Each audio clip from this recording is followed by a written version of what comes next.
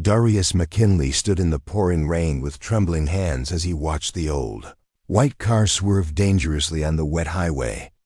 His heart pounded against his chest like a drum as the vehicle spun out of control and crashed into the metal guardrail with a sound that cut through the storm like thunder. For 3 seconds that felt like forever, Darius froze because every part of his brain screamed at him to walk away and pretend he saw nothing. He was a black man in America with a warrant out for his arrest for a crime he did not commit, and getting involved with anything could mean the end of his freedom. But then he heard it through the rain and wind, a woman screaming for help, and in that moment, Darius made a choice that would change 2 lives forever.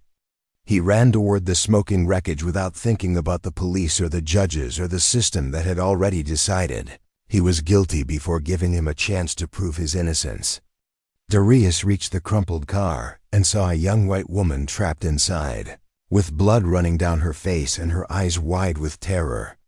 The door was jammed shut, and smoke was starting to fill the inside of the vehicle, making her cough and gasp for air. Darius pulled at the door with all his strength, but it would not budge, so he looked around desperately and found a large rock on the side of the road. He smashed the window and reached inside to unlock the door from the inside, and finally it opened with a screech of bent metal. The woman was crying and shaking as Darius unbuckled her seatbelt and carefully lifted her out of the car just as flames began to lick at the engine. He carried her away from the wreck and laid her gently on the grass far from danger, and she looked up at him with tears streaming down her cheeks mixing with the rain. She whispered thank you over and over, but Darius just nodded and told her help was coming because he could already hear sirens in the distance. Then he did something that broke his own heart because he knew what he had to do next. Darius stood up and started walking away quickly into the dark, rainy night before the police arrived because he could not risk being questioned or identified or arrested right there on the highway. The woman, whose name was Judge Rebecca Holland, watched through blurry vision as her rescuer disappeared into the shadows like a ghost. She wanted to call out to him, ask his name and thank him properly, but her voice would not work and her body felt like it weighed 1,000 pounds. The paramedics arrived and rushed her to the hospital where doctors stitched up the cut on her forehead and checked her for serious injuries. Rebecca spent the whole night thinking about the man who saved her life and wondering why he left so quickly without waiting for thanks or recognition, or even to make sure she was truly okay.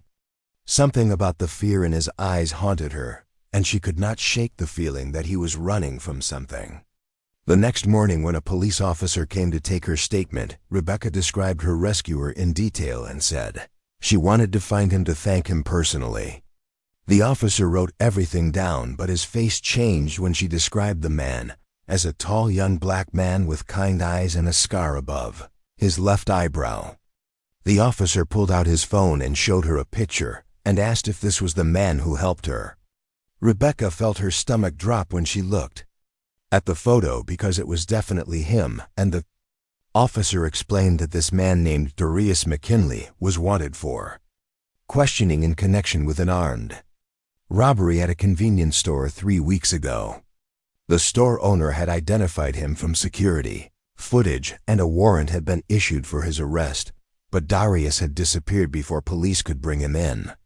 Rebecca felt confused and conflicted because the man in that photo had just risked his own freedom to save her life, and that did not match the image of a criminal who would rob a store at gunpoint. She asked to see the security footage herself, and the officer seemed surprised, but agreed to show her when she returned to work. Rebecca was a district court judge, and she had seen thousands of cases and thousands of defendants, and she had learned to trust her instincts about people. Something about this case felt wrong, and she decided right then that she would look into it herself before Darius McKinley ever stood in her courtroom. Darius was hiding in his older sister Patricia's basement apartment, trying to figure out what to do next with his life. He had been staying there for 3 weeks ever since his face appeared on the news, connected to a robbery he had nothing to do with. Patricia believed him completely because she knew her little brother better than anyone, and she knew he would never hurt another person or steal anything, no matter how desperate he became. Darius explained to her again how he had been walking past the convenience store that night on his way home from his second job when he heard gunshots and saw a man in a black hoodie running out. Darius had stopped to help the store owner, Mr. Kim, who was bleeding on the floor, and had called 911 and waited with him until help arrived. But the security camera angle made it look like Darius was the one leaving the store, and Mr. Kim had been confused and scared. And when police showed him the footage, he identified Darius as the robber. Darius had tried to explain, but nobody would listen, and his public defender told him the evidence looked bad and he should consider pleading guilty to a lesser charge. Darius refused because he would not admit to something he did not do, but he also knew that the system was not built to believe men who looked like him. Patricia made Darius soup and sat with him in the dimly lit basement and asked him about what happened on the highway last night. Darius had come home soaking wet and shaking and had told her everything about the crash and the woman and how he ran away before police arrived. Patricia held her brother's hand and told him he did the right thing by saving that woman's life, even though it put him at risk. She said that was who he really was, and that truth would come out eventually, because good people do not stay hidden forever. Darius wanted to believe her, but he had seen too many innocent black men go to prison for crimes they did not commit, and he knew that being right did not always mean being free. He asked Patricia what he should do, and she told him to pray and have faith and let God handle the rest. Darius was not sure he believed in God anymore after everything that had happened, but he closed his eyes and prayed anyway because he had nothing left to lose. Judge Rebecca Holland walked into her courthouse on Monday morning with a mission burning in her heart. She had spent the entire weekend reviewing the case files on Darius, McKinley, and watching the security footage over and over until her eyes hurt. What she found made her angry and sad at the same time, because it was clear that the investigation had been rushed and sloppy. The security camera footage was grainy, and the angle only showed the back of the robber as he ran out of the store, and then Darius approaching from the opposite direction. The timestamp showed Darius arriving 30 seconds after the robber left, but somehow the detective had decided they were the same person. Rebecca also discovered that Mr. Kim had been shown a photo lineup while he was still recovering in the hospital, heavily medicated and in shock. The lineup included Darius's old arrest photo from 5 years ago when he was picked up for a traffic violation, and the other photos were of men who looked nothing like the description Mr. Kim had originally given to police. Rebecca knew she had to be careful because she was a judge and she could not investigate cases herself or interfere with ongoing police work. But she also knew that Darius McKinley had saved her life, and she owed him the truth at the very least. She called the detective assigned to the case into her chambers and asked him pointed questions about the investigation. The detective became defensive and insisted they had the right guy and said Darius running away proved his guilt. Rebecca asked why Darius would stop to help the victim and call 911 if he was the robber, and the detective just shrugged and said criminals do stupid things. Rebecca felt her face get hot with anger, but she kept her voice calm and professional as she told the detective to keep looking for evidence, because this case had holes big enough to drive a truck through. The detective left her office muttering under his breath, and Rebecca knew she had just made an enemy, but she did not care. Darius was running out of options and money and hope. Patricia worked 2 jobs to support her 3 kids, and she could not keep hiding him forever without putting her own family at risk. Darius decided he would turn himself in and take his chances with a trial, because living in fear was not really living at all. He wrote a letter explaining everything that happened the night of the robbery, and another letter about saving the woman on the highway, and he sealed them both in an envelope to give to his lawyer. On Tuesday morning, Darius put on his cleanest shirt and told Patricia goodbye and walked out into the bright sunshine, heading toward the police station 6 blocks away. His hands shook and his heart raced, but his mind was clear because he knew he was doing the right thing, even if the right thing felt terrifying. Rebecca was in her courtroom hearing a minor traffic case when her bailiff whispered that there was an emergency message for her. She called a recess and went to her chambers, where her assistant told her that Darius McKinley had just walked into the police station and turned himself in. Rebecca felt her heart jump into her throat, and she knew she had to act fast before Darius was pressured into signing a confession or saying something that could be used against him. She made 3 phone calls in rapid succession. First to the public defender's office demanding they send their best lawyer. Immediately second to the police chief, who was an old friend from law school, and third to the district attorney asking for a personal favor. Rebecca explained that she had new information about the case and needed 24 hours before any charges were formally filed. The day I was suspicious but agreed because judges did not usually make these kinds of requests, and he respected Rebecca's reputation for fairness. Darius sat in a cold interrogation room for 2 hours before anyone came to talk to him. When the door finally opened, he expected to see a detective, but instead a young black woman in a sharp suit walked in and introduced herself as attorney Lisa Chun from the public defender's office. She sat down across from Darius and told him not to say a single word to anyone except her until they figured out what was happening. Darius was confused because he thought he would be questioned immediately, and Lisa explained that someone powerful was working behind the scenes on his behalf, but she would not say who. She asked Darius to tell her everything about the night of the robbery and everything about the accident on the highway, and Darius talked for an hour straight while Lisa took notes and recorded everything on her phone. When he finished, Lisa leaned back in her chair and smiled for the first time and told Darius that she believed him, and they were going to fight this together. Rebecca spent Tuesday afternoon doing something she had never done before in her 15 years as a judge. She went to the convenience store and talked to Mr. Kim herself without identifying herself as a judge. She pretended to be a customer and made small talk and eventually asked about the robbery that happened last month.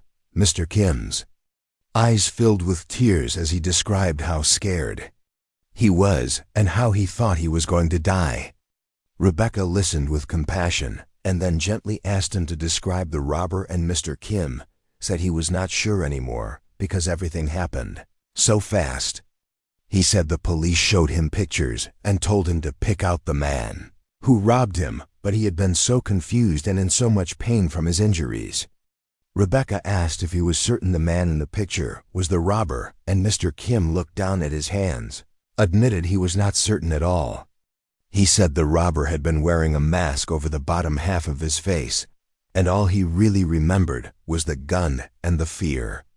Rebecca thanked him and left the store with her heart pounding because she now had reasonable doubt from the victim himself. That evening, Rebecca did something else she had never done before.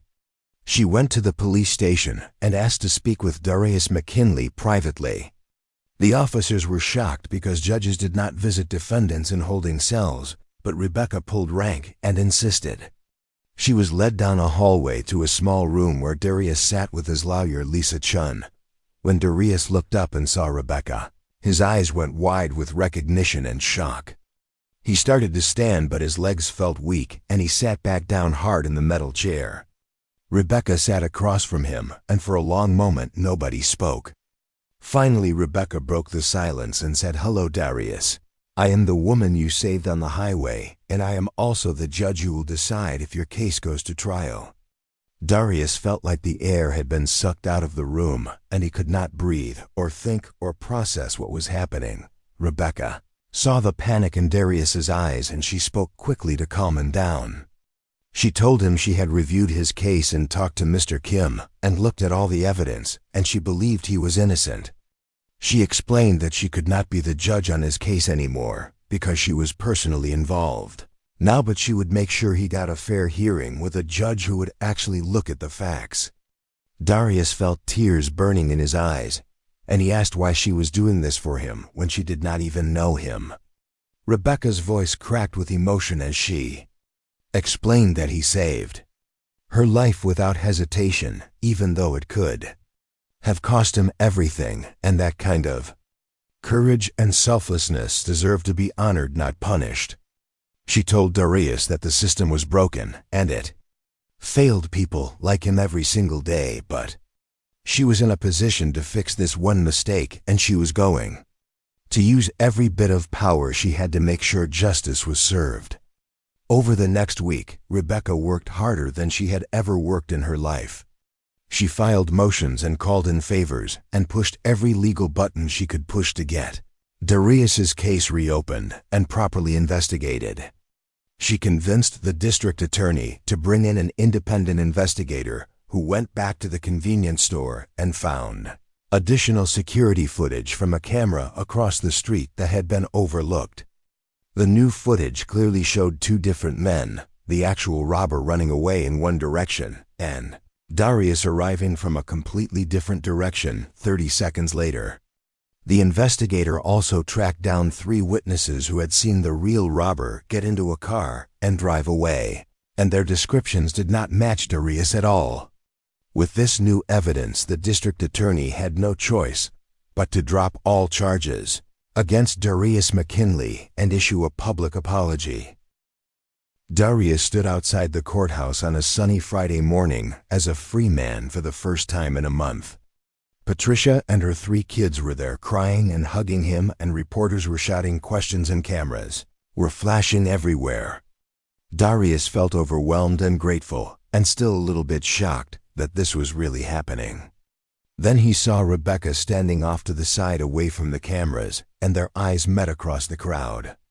Darius walked over to her, and for a moment, they just looked at each other with so much emotion passing between them that words felt unnecessary. Finally, Darius spoke, and his voice was thick with tears as he thanked her for believing in him and fighting for him when nobody else would. Rebecca shook her head and told him he had it backwards, because he was the one who taught her what real courage looked like. Rebecca asked Darius what he planned to do next, and Darius admitted he did not know because his old jobs were gone, and his reputation had been damaged, and starting over felt impossible. Rebecca smiled and told him she might have an idea if he was interested. She explained that the courthouse was looking for a community liaison, someone who could help people navigate the legal system and connect them with resources and support. The job required someone who understood what it felt like to be lost in the system, and someone with compassion and courage and integrity. Rebecca said she could think of only one person qualified for the position, and she was looking right at him. Darius felt his heart swell with hope and emotion, and he asked if she was serious. Rebecca laughed and said she had never been more serious about anything in her life. 3 months later, Darius started his new job at the courthouse wearing a suit that Patricia helped him pick out and carrying a folder full of ideas for how to help people who felt voiceless and powerless. He worked in an office down the hall from Rebecca's chambers, and they often had lunch together in the courthouse cafeteria, talking about cases and life and second chances. Darius helped dozens of people navigate their legal troubles and connected them with good lawyers and social services and job training programs. He became known as the man who really listened and really cared, and his story inspired others to believe that the system could work if good people fought to make it work. Rebecca watched Darius transform people's lives, and she felt proud and humbled to have played a small part in his journey. One afternoon, Rebecca called Darius into her chambers and told him she had something important to discuss.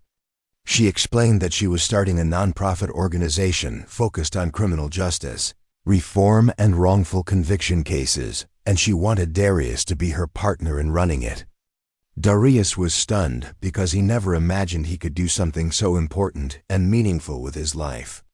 Rebecca told him that his experience and perspective were invaluable, and that he had a gift for connecting with people who felt abandoned by the system. She said together they could make a real difference and help prevent other innocent people from going through what he went through. Darius said yes without hesitation, because he knew this was his purpose and his calling.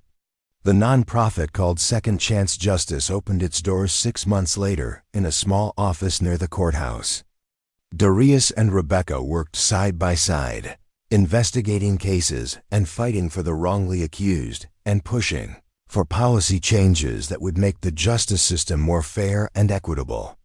They won their first case within 3 months, getting charges dropped against a young woman who had been falsely accused of theft. Then they won another case and another, and their reputation grew. Local news stations did stories about their work, and people started calling from all over the state asking for help. Darius became a public speaker, sharing his story at churches and schools and community centers, inspiring others to stand up for justice and never give up hope. During one of their late nights at the office, Darius and Rebecca sat surrounded by case files and half-empty coffee cups, talking about a particularly difficult case they were working on. A 17-year-old boy named Jerome was facing charges for a burglary he swore he did not commit, and the evidence against him was circumstantial at best. Darius saw himself in Jerome's frightened eyes, and Rebecca saw the same broken system that had almost destroyed Darius, threatening to ruin another young life. They worked through the night gathering statements and interviewing witnesses, and by morning, they had enough evidence to prove Jerome was at basketball practice when the burglary occurred. When they presented their findings to the prosecutor, the charges were dropped, and Jerome's mother cried tears of joy and gratitude.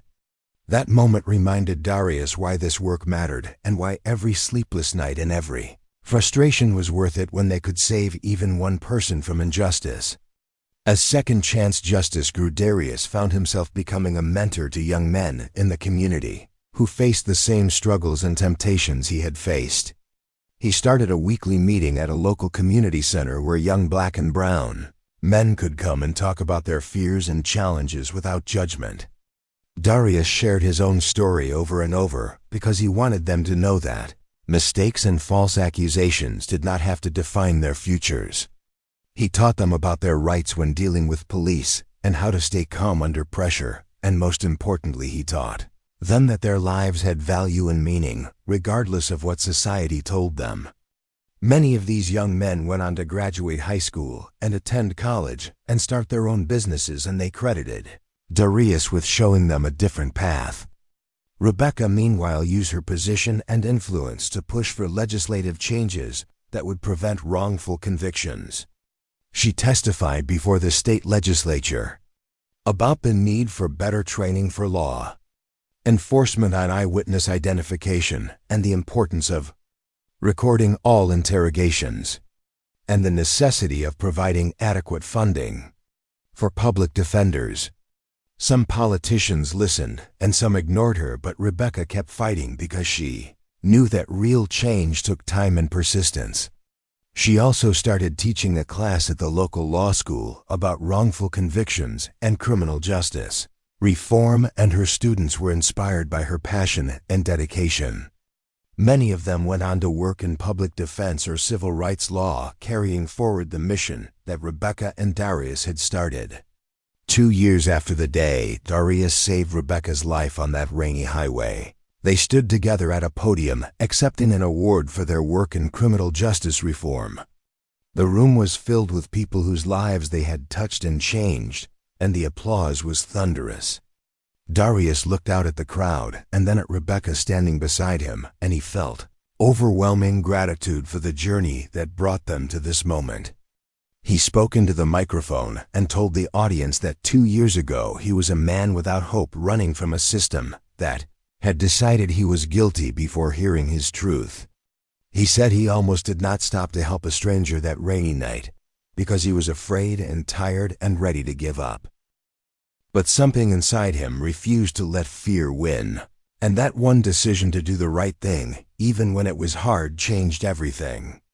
Darius continued speaking, and his voice grew stronger as he told the crowd that this story was not just about him or Rebecca, but about every person who had ever been judged unfairly or counted out or told they did not matter. He said that change happens when good people refuse to accept injustice, and when those with power choose to use it to lift others up instead of keeping them down. He thanked Rebecca for seeing his humanity when others only saw a criminal, and for using her position to fight for truth instead of taking the easy path. Then Rebecca spoke, and she told the audience that Darius was her hero and her teacher, and that saving his life by fighting for justice was simply her way of repaying him for saving hers. She said that every person in this room had the power to change someone's life by choosing courage over fear and compassion over judgment. The standing ovation lasted for 5 full minutes, and there was not a dry eye in the room. After the ceremony, Darius and Rebecca stood outside under the stars, talking about their next big case and their plans to expand the nonprofit to help even more people. Darius looked up at the sky and remembered that night in Patricia's basement when he prayed for help, even though he was not sure anyone was listening. He realized now that sometimes prayers are answered in unexpected ways, through the courage to do what is right, and through the kindness of strangers who become friends and partners in purpose. Rebecca saw the peaceful look on Darius's face and asked what he was thinking. Darius smiled and told her he was thinking about how one choice in the rain changed 2 lives and started a movement that would change countless more. He said he finally understood that his struggle and pain had meaning because it gave him the strength and wisdom to help others facing the same darkness he once faced. Rebecca nodded and said that was the beautiful mystery of life, that our hardest moments often become our greatest gifts, if we are brave enough to transform them into something good. In the months that followed, Second Chance Justice expanded to 3 more cities, and Darius found himself traveling across the state, training other community liaisons and sharing the model they had built. He met with mayors and police chiefs and community leaders, and slowly but surely attitudes began to shift. Police departments started implementing new policies about eyewitness identification, and several district attorneys created conviction integrity units to review questionable cases. It was not perfect, and progress was slow, but Darius could see the ripples of change spreading outward from that one rainy night when he chose compassion over self-preservation. He often thought about how close he came to walking past that accident and how different his life would be if he had chosen fear instead of courage. Rebecca received a letter one day from a law student who had attended one of her lectures and been inspired to dedicate his career to wrongful conviction work. The student was a young black man from a rough neighborhood who had almost given up on his dreams of becoming a lawyer because he felt the system would never accept him. But hearing Rebecca and Darius's story gave him hope that change was possible and that his voice mattered. Rebecca shared the letter with Darius, and they both cried tears of joy because they realized their impact was reaching further than they ever imagined. That letter now hangs framed in their office as a reminder of why they do this work and who they are fighting for every single day. Patricia watched her little brother transform from a scared fugitive hiding in her basement to a confident leader, changing lives, and she felt pride beyond measure. Her own children looked up to their Uncle Darius as a hero and often asked him to come speak at their school events. Patricia knew that Darius's journey had been painful and unfair, but she also saw how that pain had been transformed into purpose and power. She told Darius one day that their mother, who had passed away 5 years earlier, would be so proud of the man he had become and the difference he was making in the world. Darius hugged his sister tight and thanked her for never giving up on him, even when he had almost given up on himself. As their 3rd anniversary of working together approached, Darius and Rebecca reflected on everything they had accomplished and everything still left to do. They had helped exonerate 23 people who had been wrongfully convicted and prevented charges from being filed against dozens more who were innocent. They had trained over 100 community liaisons across 5 states and influenced policy changes that would protect countless future defendants. But they both knew the work was far from finished because injustice still happened every day and innocent people were still being failed by a broken system. They recommitted themselves to the fight with renewed energy and purpose, knowing that every life they saved honored the miracle that brought them together and proved that doing the right thing always matters, even when it feels impossible. They walked back to their office together, ready to fight another day for justice and hope and second chances, because they both knew that this work was not just their job, but their calling and their purpose, and the best way to honor the miracle that brought them together on that rainy night when everything changed forever. Darius looked at Rebecca and said that he used to think his life was defined by what happened to him, but now he understood that his life was defined by what he chose to do in response to what happened. Rebecca smiled and replied that we are all just one choice away from changing our destiny, and one act of courage away from changing the world. They opened the door to their office where 3 new case files waited on the desk, representing 3 more innocent people who needed their help, and 3 more chances to prove that justice and mercy and truth can still win when good people refuse to give up the fight.